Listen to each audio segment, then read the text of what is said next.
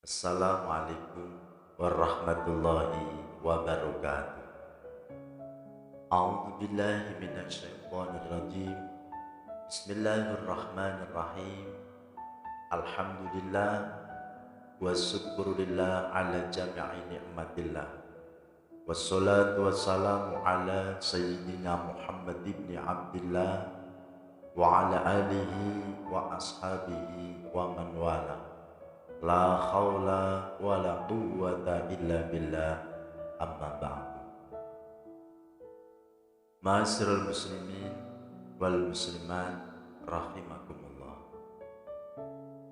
Sebelumnya marilah kita senantiasa memanjatkan puji syukur kita kehadirat Allah Subhanahu wa taala yang telah banyak memberikan kenikmatan pada kita sekalian, sehingga sampai pada kesempatan kali ini kita masih diberikan kekuatan iman Islam, diberikan panjang umur, diberikan kesehatan, sehingga masih bisa melakukan aktivitas-aktivitas baik ibadah ataupun sosial kemasyarakatan yang lainnya.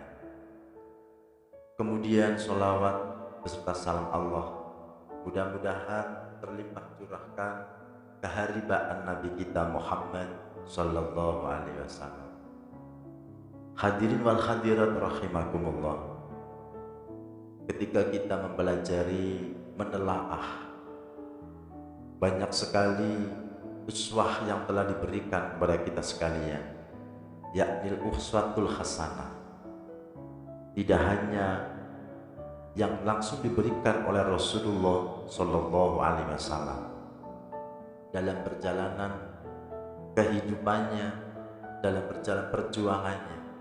Contoh di negara kita, di Pulau Jawa khususnya, ada yang dinamakan dengan wali-wali songo. Kita tahu bersama bahwa beliau-beliau wali songo sungguh luar biasa di dalam membawa diri, di dalam mensiarkan agama, di dalam bergaul di masyarakat, dan mampu diterima di seluruh lini, di seluruh golongan. Tidak hanya orang yang satu agama, satu akidah, satu keyakinan, dengan agama-agama yang lain pun bisa diterima. Karena hebatnya seorang wali-wali songo di dalam membawa diri dan di dalam memberikan paparan-paparan, penyampaian-penyampaian terkait dengan kebagusan atau kebaikan. Allahumma sholli ala Muhammad. Hadirin rahimakumullah, menawi kula njenengan ningali kenging nopo seorang wali-wali songo niku berhasil di dalam mensiarkan agamanya Allah Subhanahu wa taala. Bahkan sampai saat niki makome para wali-wali songo dikunjungi umat beratus-ratus ribu sekian harinya, mulai dari pagi, siang, sore sampai malam, bahkan berputar 24 jam, dan memberikan keberkahan. Tidak hanya lagi beliau masih hidup, saat niki pun sumareh di makom pun masih memberikan keberkahan. Masyarakat penduduk sekitar, pedagang-pedagang menikmati, travel bis menikmati, biro-biro jasa transportasi juga menikmati, tukang parkir, penjaga kebersihan, tim keamanan, dan seluruhnya semua juga keberkahan dari barokahnya para wali-wali songo yang ada di makam tersebut. Ma'asyiral muslimin rahimakumullah. Setelah kita telaah, kita belajari dengan kebodohan kita melihat ternyata para wali-wali songo mampu memberikan, mendakwahkan agamanya Allah, mensiarkan agama Allah. Beliau meniru sifat karakter atau torekohnya air. Sedikit monggo kula njenengan ningali toya niki nyusun. Yang pertama adalah air niki berwarna jernih. Air berwarna jernih artinya bersih, suci, natural, sejuk, dingin, dan menyenangkan dipandang oleh kita sekalian. Setidaknya asal mausuk kita manusia, kita diciptakan oleh Allah Subhanahu wa taala juga dalam kondisi fitrah, dalam kondisi bersih, suci. Sasampunipun kula jenengan tumbuh kembang mulai dari anak, remaja, dewasa sampai menjadi orang tua, pun teng alam dunia kula nyesrawung dengan beraneka ragam, dengan perbedaan di dalam keluarga, di dalam masyarakat, tempat kita bekerja, tempat kita bermain, dimanapun kita berada. Sudah otomatis temeriku sakit menimbulkan kesalahan-kesalahan, mulai dari ucapan, dari pemikiran, dari prasangka hati, tingkah laku, janji yang tidak ditepati, omongan yang menyakitkan, dan lain sebagainya. Akhirnya kula jenengan iki bisa asal mau sulipun fitrah suci berubah menjadi kotor atau penuh dengan dosa.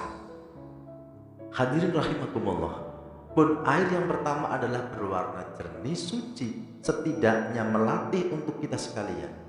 Marilah kita selalu memohon kepada Allah agar bisa membersihkan hati, menjernihkan pikir, berhati-hati dalam kita berucap, berprasangka, dan berperilaku.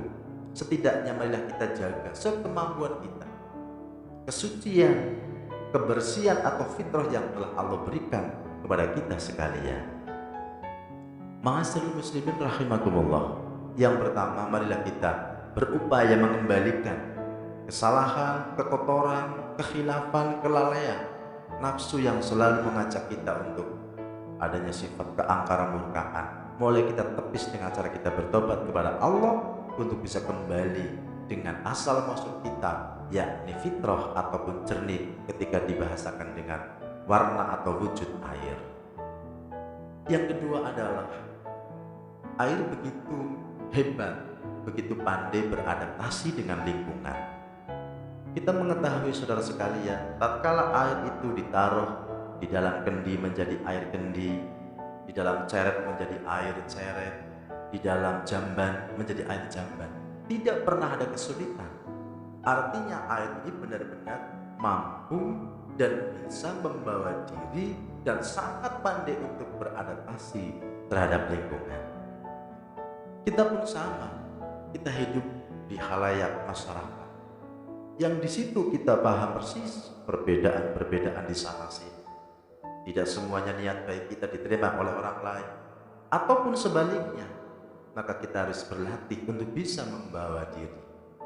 Bagaimana cara kita bisa menghormat dengan yang sebaya, menghargai, menghormati, menyayangi dengan mereka, agar nantinya tercipta sebuah situasi yang kondusif, yang nyaman. Jangan sesekali kula jenengan itu membebaskan orang lain tidak nyaman dengan tabiat, perilaku, tingkah laku kita yang merugikan dengan orang lain. Setidaknya kita berusaha memohon kepada Allah, mudah-mudahan kita dimampukan, dikuasakan untuk senantiasa bisa membawa diri dengan baik dan bisa diterima di kalangan dimanapun kita berada.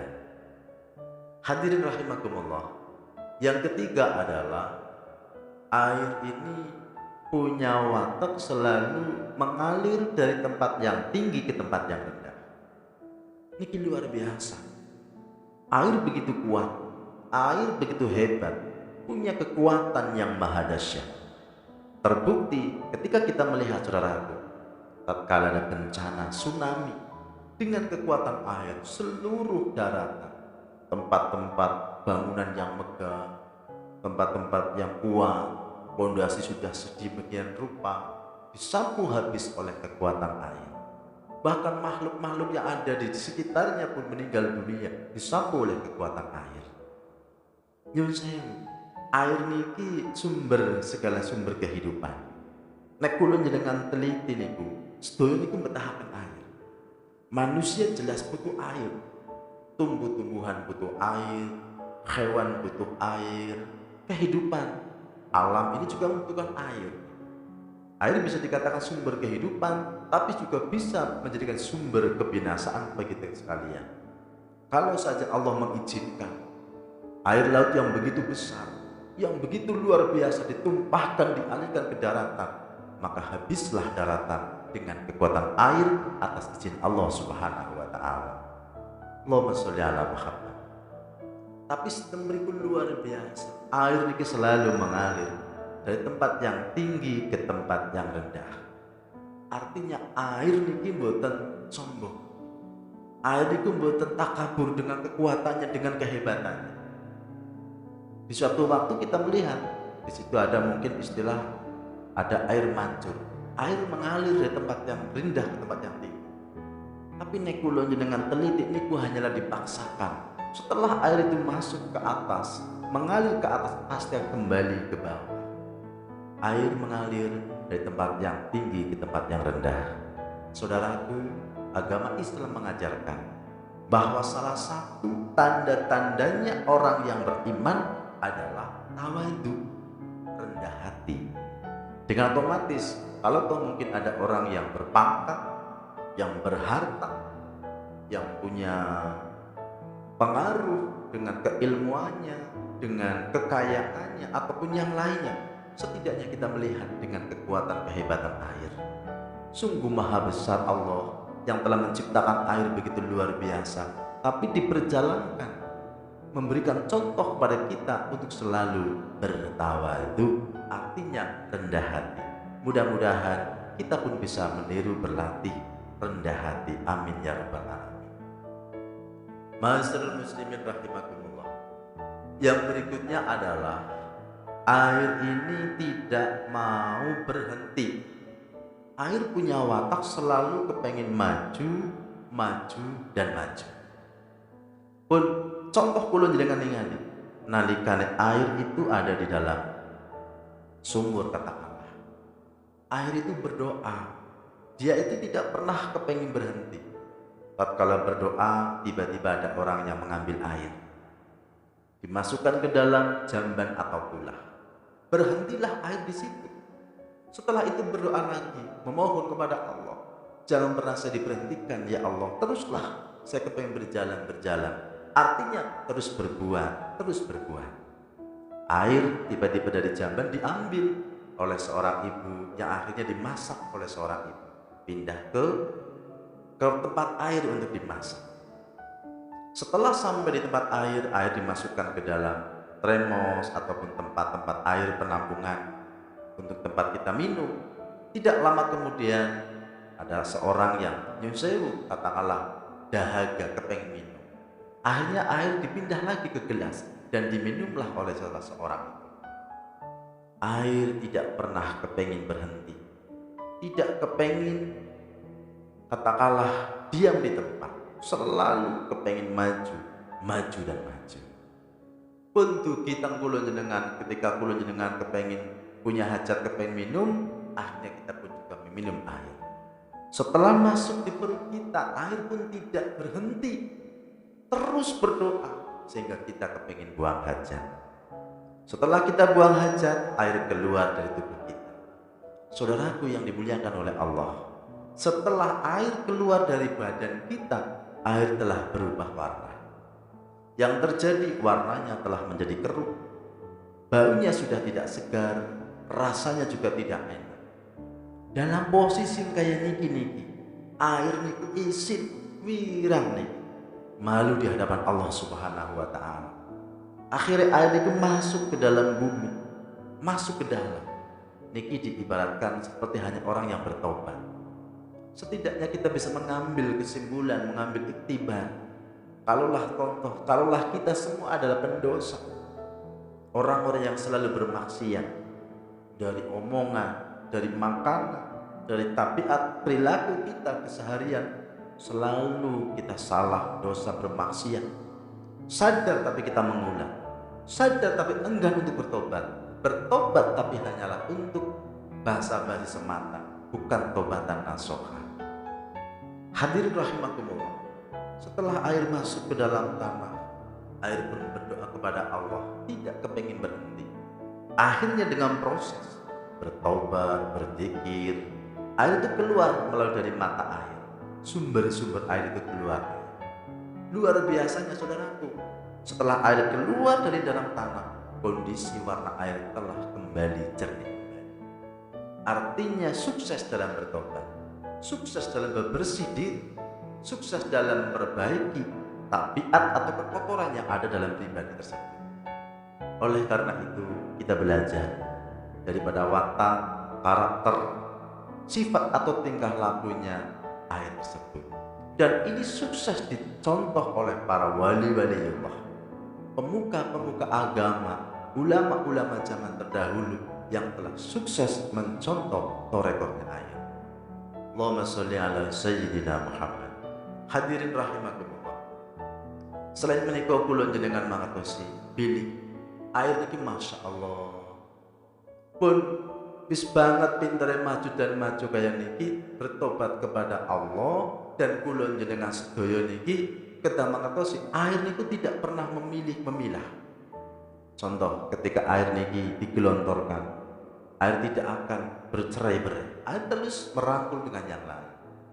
Ketika kita melihat di sungai ataupun di aliran air pun sama, selalu merangkul. Contoh, ketika kula jenengan ningali temriku ada genangan-genangan niku air dirangkul kabeh.